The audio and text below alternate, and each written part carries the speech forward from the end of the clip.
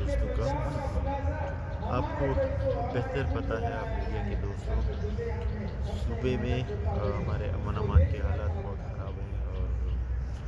یہ 20-22 سال سے ہم فیس کر رہے ہیں انسرجنسی۔ اب اس نے تھوڑا زور پکڑ لیا ہے پچھلے 6 مہینے سے زیادہ، پہلے بھی تھے 2008 کے بعد ہمیں یہ حالات دیکھنے کو ملے۔ ہمارا دعا ہے ہمارے پروردگار سے کہ ہمارے صوبے کو امن کا گہوارہ بنائیں، اور ملک کا جو اہم پلر ہے، اگر یہ صوبہ صوبے میں امن امان رہے گا اور یہ صوبہ ترقی کرے گا تو ملک کی ایک اہم پلر بھی ترقی کرے گی۔ تو ملک میں سیاسی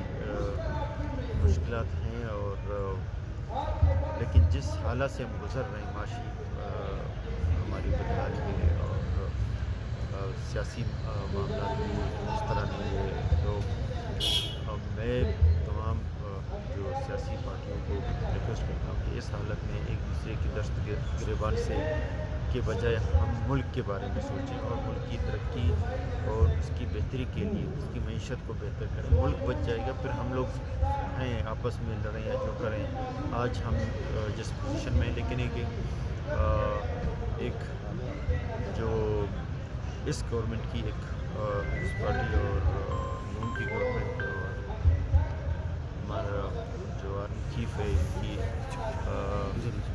ایک دوسرے کے ساتھ جس طرح کے